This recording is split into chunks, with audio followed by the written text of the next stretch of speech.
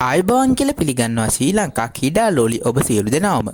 මෙවර IPL තරගාවලියේ play off වටේ තරග ආරම්භ කරමින් පළමු ක්වොලිෆයර් තරගය පංජාබ් කිංස් කණ්ඩායම සහ රොයල් චැලන්ජර්ස් බැංගලෝර කණ්ඩායම අතර නිව් චන්දිගර්හිදී අද පැවැත්වුණා.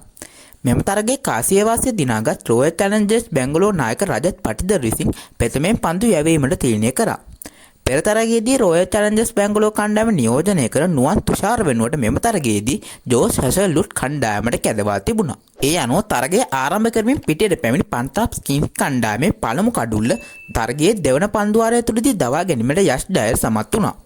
ඒ අනුව පන්ජාබ් කිංස් කණ්ඩායමේ පළමු කඩුල්ල ලෙස ප්‍රියනාෂ් ආර්යා ලකුණු 7කට දැවී ගියා. ඉන්පසුව ක්‍රියාත්මක වූ ජෝස් හැසල්වුඩ්, සුයේෂ් ශර්මා සහ යෂ් ඩයල් ප්‍රමුඛ රොයල් චැලන්ජර්ස් බැංගලෝර පන්දු යවන්නන් පන්ජාබ් කිංස් කණ්ඩායමේ පළමු කඩුළු 7 ලකුණු 60ක් තුල දවා ගැනීමෙන් පන්ජාබ් කිංස් කණ්ඩායමේ පිටිකරුන්ව දැඩි පීඩනයකට ලක් කරා.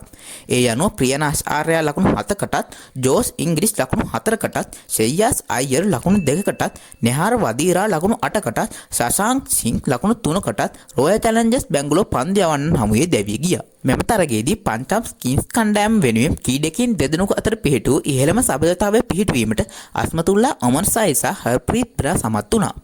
ඔවුන් දෙදෙනා එක්ක පන්ජාබ් කිංස් කණ්ඩායමේ 9 වන කඩුල්ලට පන්දු 18කින් ලකුණු 19ක සබඳතාවයක් පිහිටුවීමට සමත් වුණා. කෙසේ වෙතත් පන්ජාබ් කිංස් කණ්ඩායම පන්දුවාර 14 එක පන්දුවක් හමුවේ සියලු දෙනා දැවී ලබාගත හැකි වූයේ ලකුණු 101ක් පමණයි. මෙම තරගයේදී පන්ජාබ් කිංස් කණ්ඩායම වෙනුවෙන් ඉහළම ලකුණු ලාභියා වූ මාකස් ස්ටෝයිනිස් පන්දු 17කට මුහුණ දෙමින් ලකුණු 26ක් රැස් කිරීමට සමත් වුණා. ඊට අමතරව අස්මතුල්ලා ඔමර් සයි සහ ප්‍රභසිම්රන් සිං එක්ව ලකුණු 18 බැගින් රැස් කිරීමට සමත් වුණා. මෙම තරගයේදී රොයල් චැලන්ජර්ස් බැංගලෝර කණ්ඩායම වෙනුවෙන් විශිෂ්ට පන්දු යැමකට නිරත වූ සුයේෂ් ශර්මා පන්දුවාර 3කදී ලකුණු 17කට කඩුළු 3ක් බෙදීමට සමත් වූ අතර ඊට අමතරව ජෝස් හැසල්වුඩ් පන්දුවාර 3 එක පන්දුවකදී ලකුණු 21කට කඩුළු 3ක් බෙද දැමීමට සමත් වුණා.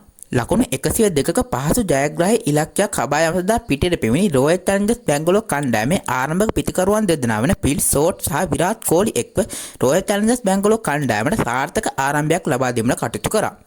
ඔවුන් දෙදෙනා එක්ක රොයල් චැලන්ජර්ස් බැංගලෝර කණ්ඩායමේ පළමු කඩුල්ලට පන්දු 20කින් ලකුණු 30ක සබඳතාවයක් පිහිටුවීමට සමත් වුණා. රොයල් චැලන්ජර්ස් බැංගලෝර කණ්ඩායමේ පළමු කඩුල්ල ලෙස විරාට් කෝලි ලකුණු 12කට කයිල් ජමිල්සන් හමුවේ දැවිය ගියා. විරාට් කෝලිගේ දැවී යාමෙන් අනතුරුව පිටියේ එක් වූ පිල් සෝට් සහ මයංක් අග්‍රවාල් එක්ක රොයල් චැලන්ජර්ස් බැංගලෝර කණ්ඩායමේ ජයග්‍රාහී මාවත විවර කිරීමට සමත් වුණා. ඔවුන් දෙදෙනා එක්ක රොයල් චැලන්ජර්ස් බැංගලෝර කණ්ඩායමේ දෙවන කඩුලට පන්දු 27කින් වේගවත් ලකුණු 54ක සබඳතාවයක් එක් කිරීමට සමත් වුණා. ඒ වෙනුවෙන් ලකුණු 19ක් ලබා සිටි මයංක් අග්‍රවාල් මුෂීර් ખાન හනුවේ දැවී යාම සමග එම සබඳතාවය අවසන් වුණා. මයංක් අග්‍රවාල්ගේ දැවී යාමෙන් අනතුරුව පිලි සෝට් සමග පිටියේ එක් වූ නායක රජත් පටිතර රොයල් චැලන්ජර්ස් බැංගලෝර කණ්ඩායමේ 3 වන කඩුලට පන්දු 13කින් නොබෙදුණු ලකුණු 22ක සබඳතාවයක් එක් කර රොයල් චැලන්ජර්ස් බැංගලෝර කණ්ඩායම ජයග්‍රහණය කරා ගෙන ගියා. ඒ අනුව රොයල් චැලන්ජර්ස් බැංගලෝර කණ්ඩායම පන්දුවාර 10ක් තුල කඩුළු දෙකක් දැවී ලකුණු 106ක් රැස් කරමින් ජයග්‍රාහී ලකුණු 102 සීමාව පසු කර යාමට සමත් වුණා. රොයල් චැලන්ජර්ස් බැංගලෝර කණ්ඩායම වෙනුවෙන් ඉහළම ලකුණු ලාභියා වූ පිල් සෝට් පන්දු 27කට මුහුණ දෙමින් නොදෙවී ලකුණු 56ක් රැස් කිරීමට සමත් වුණා. පන්ජාබ් කිංස් කණ්ඩායම වෙනුවෙන් කයිල් ජමිල්සන් පන්දුවාර 3කදී ලකුණු 27කට එක කඩුල්ල බිඳ දැමීමට සමත් වුණා.